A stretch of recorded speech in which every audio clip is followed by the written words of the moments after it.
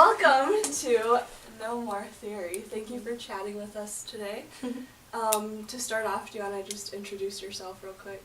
Yeah, so I'm Caitlin Drew. I'm a sophomore here at University of Michigan studying business with, emphases in finance and corporate strategy, whatever that's supposed to mean. And I'm originally from the Bay Area, specifically Saratoga, California. Okay, awesome. So our first question is sort of a fun one, just to get to know you better. What's your perfect breakfast or brunch? Yeah, I'm a big fan of brunch. I think it really depends on the restaurant, but I think that, Eggs Benedict is always like a good one. Always the way to go. And like if you're looking for something more savory, which I end up sometimes like sweet and savory deciding, but salmon Benedict is always good. Any kind of toast is good too. Great. Yeah. I could go on about it.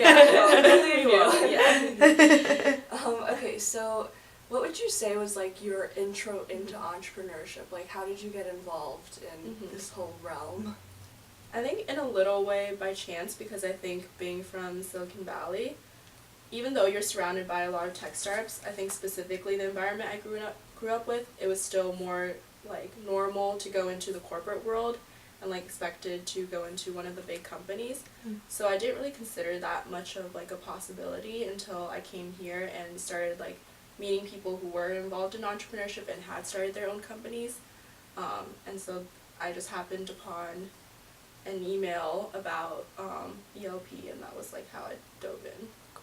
Cool. Would you say there's like, Sorry, I had a question. ahead. What was it like growing up in Silicon Valley? It's in a way it's like a bubble and like I guess a pressure cooker. Like I think all like it's combination of like a lot of things, like the parents pressure the kids that they put on themselves, but it's definitely like very STEM driven. It's like more typical. A lot of my friends are studying computer science or like pre-med right now. But yeah, there's like unique challenges but also a lot of privileges that come with growing up in Silicon Valley. Did you like consider working in the tech industry? Because I know like you're studying business now. Did you like consider doing coding or something? Yeah, so actually 8th grade and freshman year of high school I like took programming courses. Just ended up not really thinking that was like the way to go for like forever, but I'm still interested in the tech industry. Okay, So yeah. cool. So when you like think about your sort of people who have been influential to you, especially in terms of like entrepreneurship, who would you specifically think of when you like hear the word entrepreneurship? I actually think that it's less of like the typical like maybe like Jeff Bezos, Elon Musk types. I think that it's more people that I think like have the mindset of an entrepreneur when I think about entrepreneurship. So even like I would consider like someone like Sheryl Sandberg or like someone in like who has driven innovation in some aspect, even if it's in a big company. I think that's who I admire. So what is the entrepreneurship mindset? I think in some ways I think it's hard to describe, but I think that it's someone who's like it's pretty cliche, but like willing to challenge the status quo in some way that doesn't have to be like the disruption that everyone talks about, but just in some way is constantly looking for ways to like innovate and like look for problems to solve and like think of ways to solve it. I think that's someone who would have an entrepreneurial mindset. Awesome. So I know you worked at Samsung this past summer, and particularly like in the innovation department. What would you say was your experience working sort of in like an entrepreneurial role in, obviously a very large company? I think so. I actually ended up working in the Samsung Semiconductor like headquarters, not actually in the Innovation Center, because the group that I was in originally was in the Innovation Center, but like 1 month before I joined, we switched to headquarters. But it was still a newer So are they product. like two separate buildings? Yeah, so they're actually different campuses. So like the Strategy Innovation Center was in Menlo Park, and the one I worked in was in San Jose. So it was like different. So the team like had completely shift, and like it was interesting though, because like even though we were in this like new headquarters, we were like a little like still learning the new steps, and like we're like in a way getting out of startup phase, because when you're in the innovation center, you're considered like a new product, and like Mhm. they have a completely different like mindset. They're more like startup incubator style for Samsung. But when I was in the innovation center, it was still like a newer product, so we still got to work on a lot of like what you would work on if you had a new product. Okay, so what kinds of things did you guys work Yeah. on? So a lot of like strategic, like looking at use cases for our product and like where we would head in the market for it. Mm-hmm. So our product was the IoT platform, and so there's a lot of different use cases for IoT. It's just like such a wide industry, Mm-hmm. but it's a lot about like narrowing down, and like even though we might want to get a lot of the different use cases in the future, like in order to differentiate yourself in IoT, you need to have a specific niche. And for us, it was determining what that niche was and like the financial and like operational like capabilities of our product to be able to like handle that. Cool. What would you say was like your favorite thing about working at Samsung? Or like what's a project that you were like a part of the project that you're Mhm. most proud of? Yeah.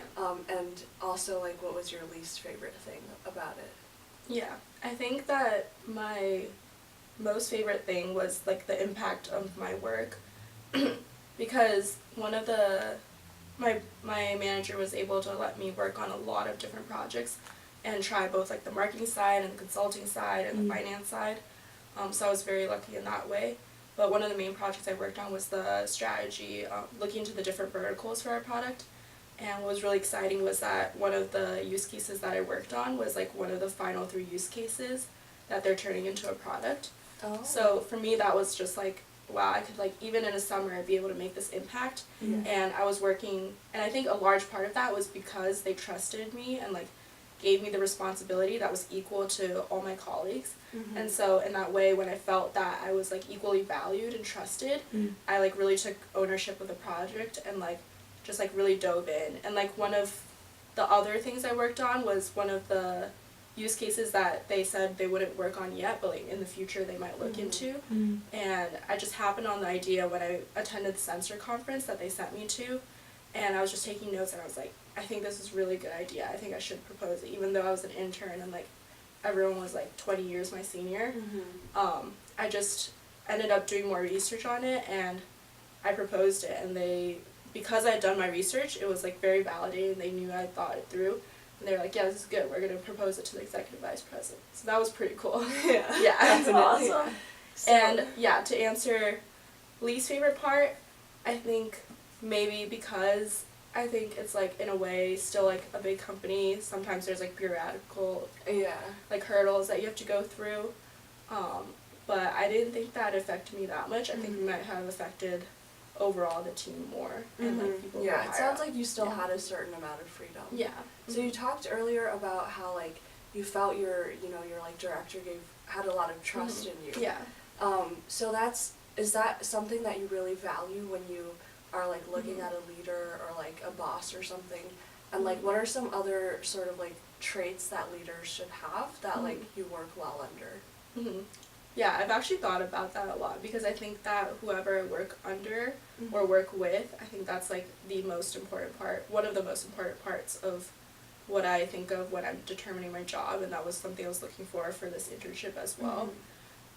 This internship next summer. Yeah, Right. this internship next summer, yeah. So I think as a leader, someone like who doesn't like, who really understands like, is like sensitive to who works under them. For example, like he would always make sure like that what I was doing was actually something I wanted to work on, and even if that wasn't always possible, and that's I could still like, he would ask me like, am I learning something, like is this useful to like what I want in college or like out of my career. Just someone who's like caring in general. Like I feel like at the end of the day, like you're spending so many hours with these people that you work with, so you just want people who you know that like if something happens or like they've got your back kind of thing, and like they understand that maybe if you're not performing well one week, it's not because of the like, they won't be like immediately angry or assume anything. They know like it must be something else kind of thing. Yeah. So basically someone who like meets you where you are instead of like expects you to. Do you want to tell us where you're working next summer and sort of how, Well, yeah, tell us where you're working, then I haven't. Yeah. Yeah. Okay, I'm working at Bank of America Merrill Lynch, and I'm doing investment banking. And I know that's not like the typical entrepreneur route, and but I've thought a lot about like why I want to enter it, and I think that I would be able to learn a lot of the tangible skills that I think that I don't really think I have yet, to be able to like excel in whatever I want to do in the future. And I think that it was just like a great opportunity, and potentially I could work in the tech industry. Yeah. And if not, I think I still learned a lot regardless. Right. Yeah. I think you and I had a really interesting conversation about bringing, like yeah, investment banking isn't a traditionally entrepreneurial role, but that's not to say you can't utilize an innovative framework in it. So is that something that you think, from your past experience, or just the way that you've sort of gone about your education, do you think you'll continue to bring your entrepreneurial mindset like through that role and beyond? Is that something you think? Yeah, I think so, and I think now is an exciting time because even in investment banking, there's like a lot of like technology innovation happening. Totally. And in some ways, how to navigate that is like very interesting, and like it involves a lot of people's like jobs and careers and lives on the line. So I think that being a part of like making sure that that is handled well would also be very exciting. Absolutely. What are some things that you want to learn more about? Like, if you had all the time in the world, all the resources, like, what would you spend your time learning?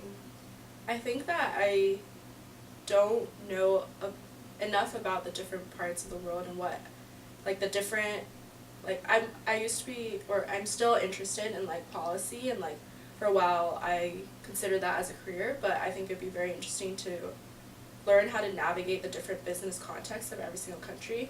And that's why I love studying abroad. Like, I'm just trying to take advantage of as much of those opportunities in college as possible, because I think that in the future, like, it's so important now, but it's going to be even more important in the future to be able to, with, like, all of these things I mentioned, like technology, education, like jobs and careers with AI and, like, all of these things, like, if you don't take, like, a global, perspective to all of these things, then you're just, I don't think, like, that's doing enough for, like, these different really important problems. Totally. Yeah. Okay. Also, on the note of like no more theory. Yeah. How well would you say you know yourself? I think that I've done a lot to try to really reflect on everything I do. Even when I was young, I probably kept, like, I have 10 journals now.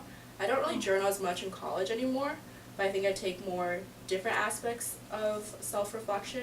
And I actually think that talking to a lot of people, I do, like, a lot of, like, one-on-one meetings with people, and I think when they ask you, like, why are you doing this thing, because people are always curious why, then you do, like, certain self-reflection, and when you repeat that 100 times, you really realize why you're doing certain things. Absolutely.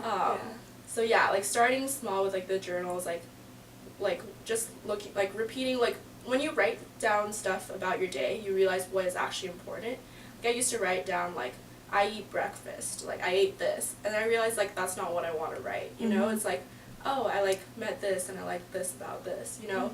You realize what's more important, you know? Totally. Yeah. I'm curious to know, like, you're a very highly successful, hardworking person, and it's like you're always, from the moment I met you, like, you're always sort of, like, going.